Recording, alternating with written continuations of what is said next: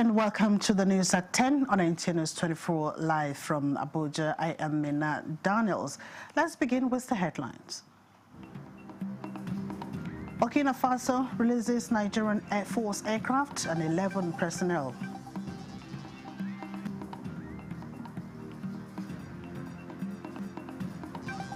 President Tinubu communicates Senate seeking repeal and reenactment of 2024 appropriations to end multiple budget cycles.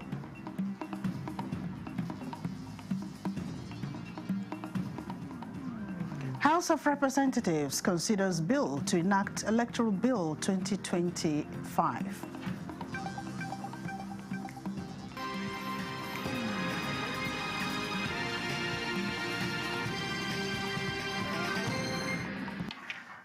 A Nigerian delegation led by the Minister of Foreign Affairs, Ambassador Yusuf Maitan Matuga, held diplomatic engagements with Burkina Faso's military leader, Captain Ibrahim Traoré, regarding a Nigerian Air Force C-130 aircraft carrying 11 personnel that had been detained in the country. The engagements resulted in the immediate release of the 11 personnel and the aircraft. Nigeria emphasized its adherence to international aviation protocols, expressed respect for Burkina Faso's sovereignty, and distanced itself from any unsubstantiated claims of maltreatment. Both sides highlighted shared security challenges and the importance of fraternal relations. This resolution underscores successful diplomacy in de-escalating a potential regional dispute. Minister Tuga subsequently met with the Freed Air Force members to confirm their well-being. The delegation and personnel are now en route to Nigeria. The military aircraft made an emergency landing in Bobo Dioulasso, Burkina Faso on December 8, 2025 due to a technical issue. Burkina Faso authorities detained the personnel and seized the aircraft, citing alleged unauthorized entry into their airspace. The people of Ogbia Kingdom in Bayelsa State are inviting President Bola Ahmed Tinubu to consider running again to renew his mandate in 2027. The message was delivered by leaders of the kingdom who visited President Bola Tinubu in the State House. State House correspondent Musbaudan Wahab reports. Leaders from Ogbia Kingdom, one of those in Bayelsa State, with Oloibiri, where oil was first discovered in commercial quantity in the country located in their kingdom, Ogbia remains so revered in the Niger Delta region and significant to Nigeria's economy. They called this a thank you visit to the president for his inclusive leadership, genuine commitment to their development and appointment of many of their sons and daughters to significant positions of government. One of them is the Managing Director of the Niger Delta Development Commission, NDDC, Samuel Ogbuko. They commended various developmental projects and programs of the federal government in their area through the NDDC, which include construction of roads and bridges, Operation Light Up the Niger Delta, ecological projects and healthcare services, among others. However, they are craving for more in establishment of federal institution of learning in their land, erosion control, and others.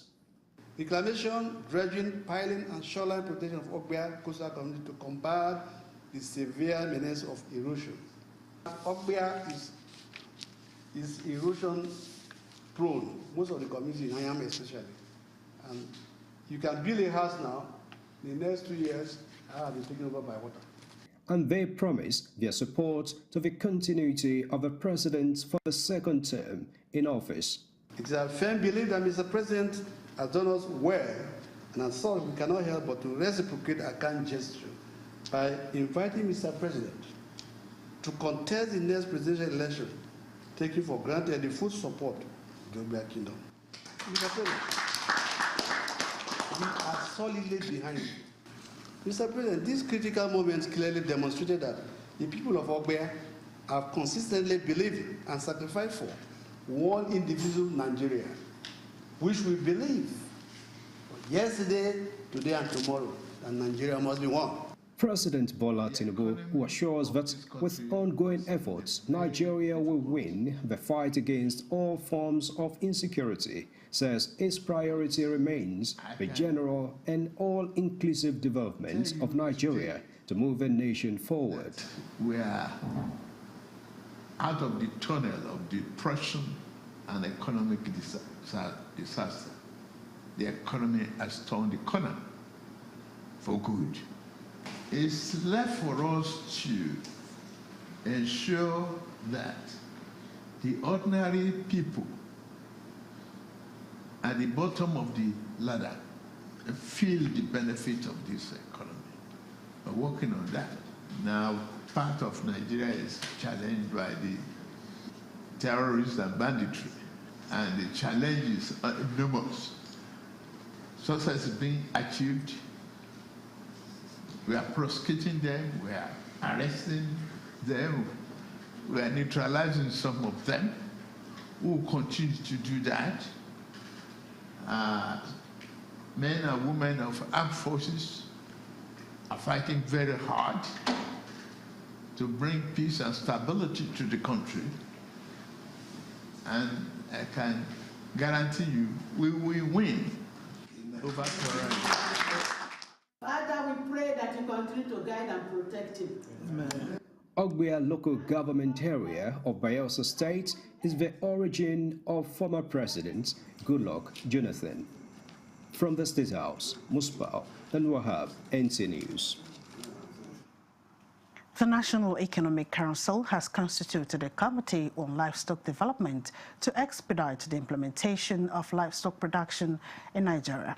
The NEC Committee on Livestock Development was constituted on Wednesday during its 155th meeting held virtually. State House correspondent Abdurrahman Jibrila reports that Vice President Kashim Shettima emphasized on a practical, enduring and nationally accepted solution to the farmer-header crisis. The Vice President to get the NEC, first of all, to see which village or grazing reserves that can be salvaged or rehabilitated. A quick response to President Tinubu's concern over the dispute on ranching, the National Economic Council to mediate in bringing solutions to the developmental challenges. The President has initiated this conversation born out of a genuine concern for the peace and security of this nation. No state will be compelled to join this movement, but it's for the good of our nation. The leading authority on grazing reserves under the current dispensation is an Igbo man from Imo State. That goes to show that what binds us together supersedes whatever that divides us. Let us therefore deliberate with honesty, courage, and a shared sense of purpose. Let our discussions today be guided by the knowledge that the peace we seek can never be achieved when those who feed the nation live in fear. And the National Economic Council, after extensive deliberations, agreed to constitute a committee on the national livestock transformation led by Kebbi State Governor with governors of Bauchi, Niger, Ondo, Imo and Cross River as members. The two instructions given to the committee were that quickly consider the presentations made by both the Ministry of Livestock as well as the Presidential Committee and recommend to the National Economic Council activities and funding that should be provided as soon as possible. Secondly, identify locations to be provided by interested states that could be developed to support livestock in an inclusive manner to eliminate conflict. The committee is to consider the presentations made by the Ministry of Livestock Development and the Presidential Committee on Livestock Development. The National Economic Council has also received a report on the status of the Federation accounts. The excess crude account had roughly $536,000. I reported that the net of the states' accounts with the federal government, and that's the states with deficits with the federal government, the amount came to 11.4 billion naira. And that the stabilization fund had in it 76.4 billion naira. And the development of natural resources fund had 97.4 billion naira. The National Economic Council in the next meeting is expected to receive report of the Committee on Livestock Development Transformation for their next line of action. From the State House, Abraham Jibrila, NTA News.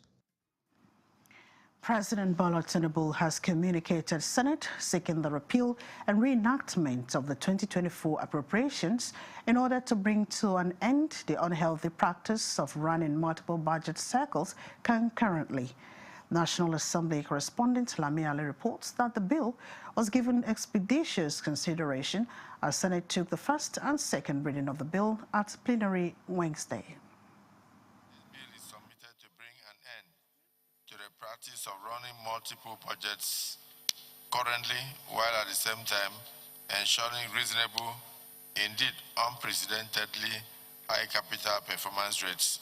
Less than 2 weeks to the end of 2025, Nigeria is still implementing the capital components of 2024 Appropriation Act. Leading the debate on the executive bill that seeks to prevent similar experience in 2026, Senate leader Okpeyemi Bamidele explains that the legislation would regularize expenditure for transparency and impact. It therefore strikes a careful balance between responsiveness and responsibility.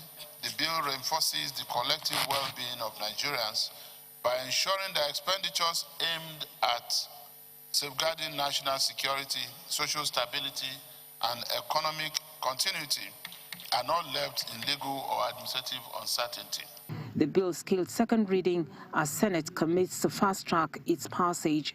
The bill is referred to the Committee on Appropriation and to report back within 2 days. Plenary featured adoption of the report of the Senate Ad Hoc Committee on National Security following the conclusion of engagements with stakeholders and communities across the 6 geopolitical zones.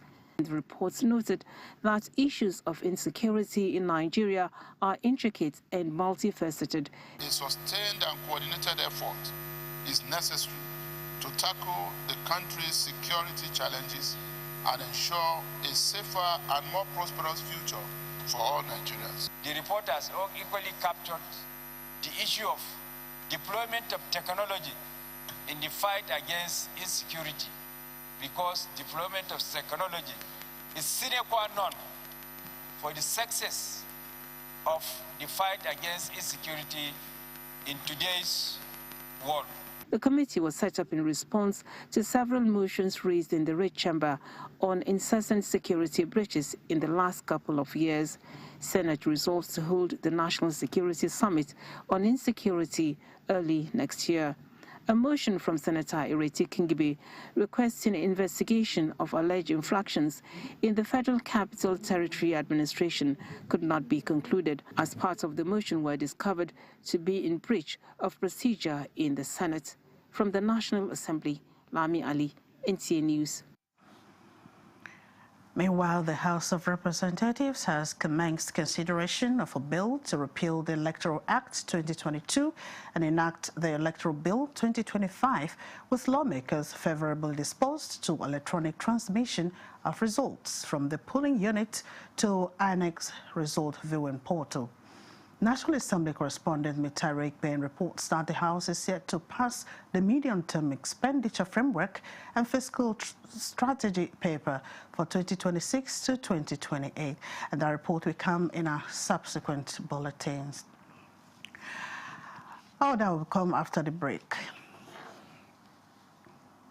Enjoy extra savings on luxury and comfortable sofa sets, modern and functional dining sets, sophisticated and smart bed sets, and our royal collections. Classy, premium, and truly exclusive. Shop 10 million Naira and receive a complimentary Daisy tea set. Spend 15 million and take home a 65-inch smart TV. Go higher at 20 million and experience unmatched comfort with our exclusive massage chair. Visit our showrooms in Abuja, Lagos, Kano, and Enugu, or shop online. It's big, it's bold, it's unforgettable.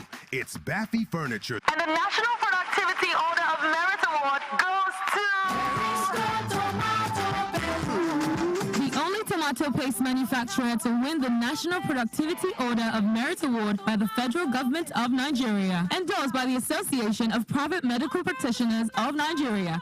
This is an evidence of 100% natural goodness. Eat healthy to live longer. Buy now and enjoy up to 20% discount. Feel the power of precision, engineered to perfection. Every component is crafted with care, and each design is meticulously tested. From concept to creation, our engineers push the boundaries of technology, seamlessly blending performance and sustainability with a deep commitment to African ingenuity. Introducing the CNG Boss, a remarkable achievement in engineering designed to operate on compressed natural gas, a cleaner and more sustainable fuel alternative. At Innocent Vehicles, we proudly lead the way in creating greener mobility across Africa. And it doesn't stop there. From SUVs to sedans, spacious buses to electric cars, Innocent offers a wide range of models designed to meet every need. Innocent Vehicle, the pride of African roads. This is NTA News 24. Glad to have you back. Let's now join me, Tyrek Ben, for that report from the House of Representatives. The House Committee on Supply, chaired by Speaker Tajuddin Abbas, deferred consideration and passage of the medium-term expenditure framework to enable the House Committees on Finance and National Planning find a common ground with the executive on oil price benchmark projections. The committee recommends that the projected crude benchmark price of 64.85, 64.30, 65.50 per barrel for 2026-27 and 2028 respectively be reduced to $60 for 2026 per barrel. It is our work and responsibility to determine where do we accommodate the shortfall. Because there is an apparent shortfall here.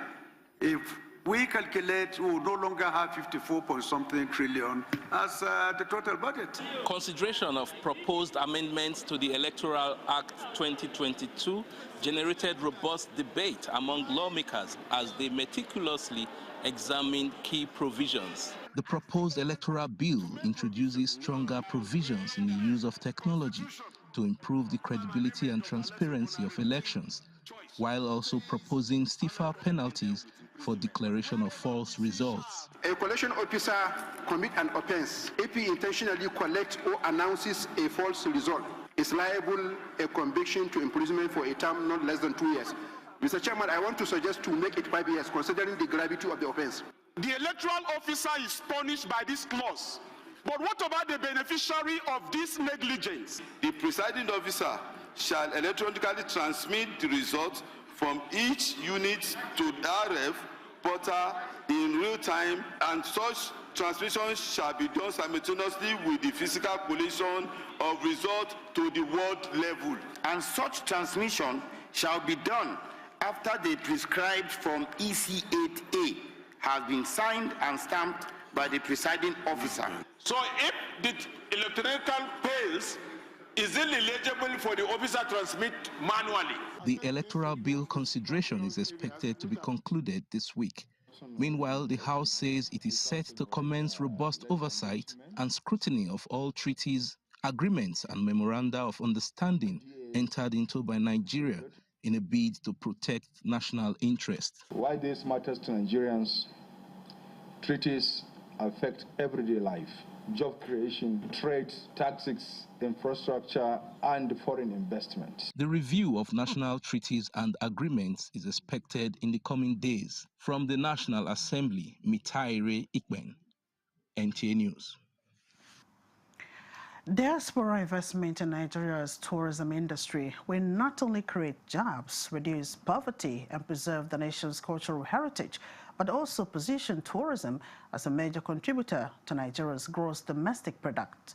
These were some of the key points raised during the 2025 Emerging Abuja Investment Forum, held under the theme Bridging Worlds by Turning Diaspora Wealth into Homegrown Opportunities. Thomas Obetere reports. The 2025 Emerging Abuja Investment Forum, held as part of the Federal Capital Territory's Groovy December celebrations, convened key stakeholders in tourism, hospitality, entrepreneurship, and the Nigerian diaspora to explore investment opportunities in Nigeria. Through presentations on tourism, culture, real estate, and startups, speakers emphasized the strong economic potential of Nigerian tourism sector and urged Nigerians in diaspora to invest in the country's culture, hospitality, entertainment, and real estate industries. Today, we're also launching the Emerging Abuja Diaspora Investment Desk. Now, that desk is to create a rallying point where Nigerians in diaspora can touch and hit direct, credible investment information, opportunity, and access. They called on Nigerians in diaspora to invest in festival and tourism infrastructure, such as resorts, guest houses, retail outlets, cultural hubs, and performance venues, noting that these investments would improve visitors' experience and boost local economies. Whatever they can bring in to invest in this value chain will no doubt raise the economy and the economic activities of the industry. They can take advantage of real estate investment trusts, which is more like a collection of investors who become part owners to some real estate asset. And in that way, we can scale up investment. Participants at the forum expressed optimism that sustained diaspora engagement, supported by enabling government policies, would unlock long-term economic growth and position Nigeria as a leading tourism destination in Africa. In Abuja, Thomas Ubetere, NTA News. Still talking economic boosts, the Ministry of Marine and Blue Economy has held its quarterly performance review with the chief executives of its agencies. The meeting focused on marine safety and performance bonds, tying agencies' budgets to tangible results for Nigerians. Shehu Mohammed Dati reports. Quarterly meeting's theme, positioning Nigeria's marine and blue economy for investment, innovation, and expansion. The minister emphasized that 2025 performance bonds are a contract with Nigerians, not mere paperwork. Our engagement with stakeholders and citizens is not a ceremonial exercise. It is a deliberate governance tool, aligned with the renewal of agenda of His Excellency President Bola Ahmed Tinubu, and anchored on the belief that sustainable reform can only be achieved through dialogue, trust, and collective responsibility. Agency heads shared reviews and success stories. So many of these initiatives are yielding fruitful results, and this is due to the consistency of the Honorable Minister and the astute leadership that he has provided. So in terms of revenue, we got up to 1.2 trillion naira in the last year. And then nationally, again, in terms of container traffic, we have achieved 18.9% increase. The head of civil service launched the ministry's enterprise content management system, promoting full digitization. While this ministry plans and regulates the maritime economy, the celebration itself will not require charts, tables, or shipping schedules. With the agencies under the Ministry of Marine and Blue Economy and other stakeholders giving their quarterly brief, The focus has now shifted to the 2026 budget proposals. The minister warned it must strictly align with the Blue Economy Roadmap. In Abuja, I'm Sheikh Muhammad Dekti, NTA News. The Nigerian Security and Civil Defense Corps has dismissed 38 senior officers, including an Assistant Commandant General and 20 junior officers, over acts of gross misconduct, insubordination, and other related offenses. Statement by the national spokesperson, Afolabi Babawale, quoted the Commandant General of the Corps, Ahmed Abubakar Audi, saying that the dismissals follow the recommendations of the appropriate disciplinary committees in strict compliance with the public service rules. The Commandant General reaffirms the Corps' zero tolerance for indiscipline, emphasizing NSCDC's resolve to uphold professionalism, accountability, and effective service delivery in the discharge of its statutory responsibilities. And that concludes the news at 10 on NTA News 24. Many thanks for your company. I am Mina Daniels.